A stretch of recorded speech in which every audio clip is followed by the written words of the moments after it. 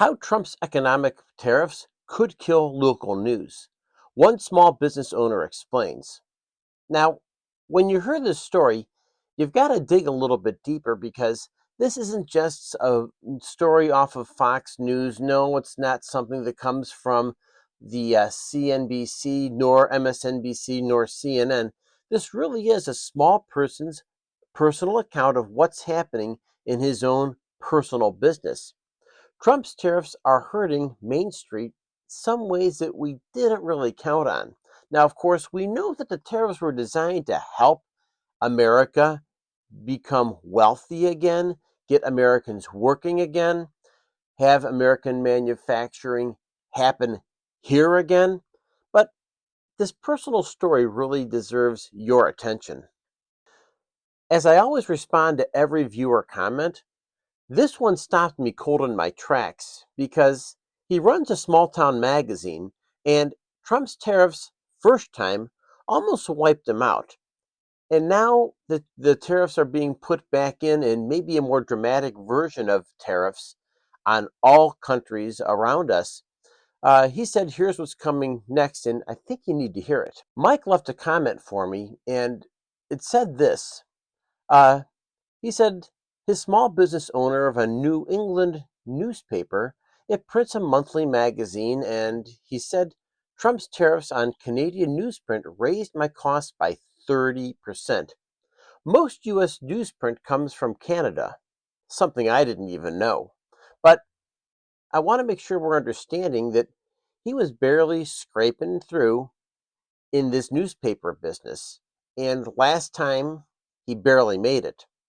What's going on this time? Well, let me dig in a little bit deeper. This time, he went on to say that who's going to cover his newspaper costs now? And who will report your high school football game when local newspapers disappear? I can give you personal testimony that that's one thing people like us might miss. The fact that we don't have a weekly newspaper, they're drying up all over the country. And this added stress is really hitting Mike right on the chin. And if you feel a little bit of sympathy to losing those small town papers, let alone a daily newspaper, you're not alone.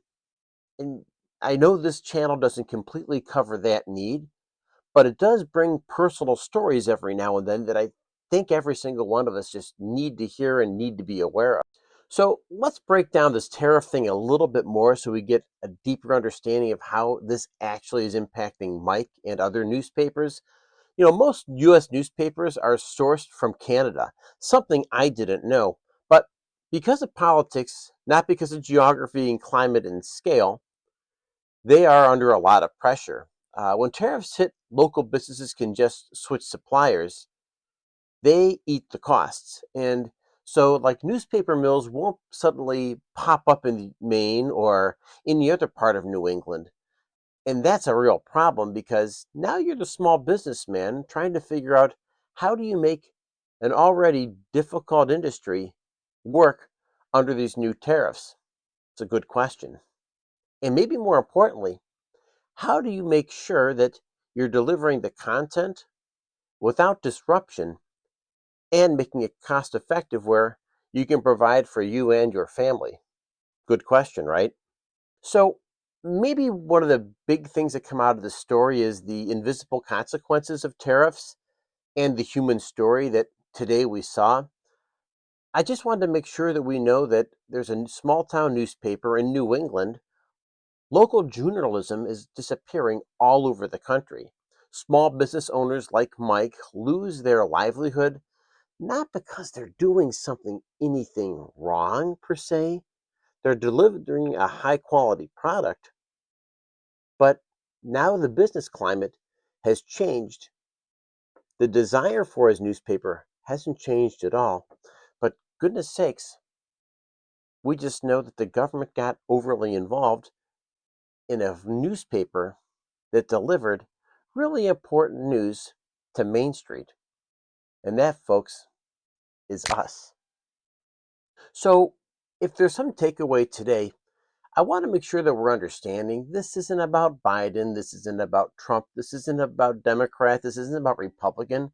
This is about a guy who has a business that he built to put a roof over his family's head, clothes on the back of his family, and food in the belly of his family. Who knows? He may very well have kids he's trying to put through college, a mortgage to pay off. We kind of get that story. That's part of what living the American dream is all about. And I guess I would ask you, if the tariff ever affected your job, your town, or your business, drop a comment. I do read every single one, and I'll keep on sharing stories like this because, once again, when you hear the word tariff, it's very a high level word. But when you dig in, I want to make sure that we're understanding. There's personal stories that are affecting Main Street every single day. Hi, I'm Brian. I developed this channel called the Economic Report Card, and the idea behind this is to engage people just like you in a community that we can share, we can like, we can subscribe, and have deliverable stories every single day to your inbox. I want to remind you that we're all in this together, and folks, the biggest battle we fight is the one between our ears. Stay healthy and keep after it. Have a great day.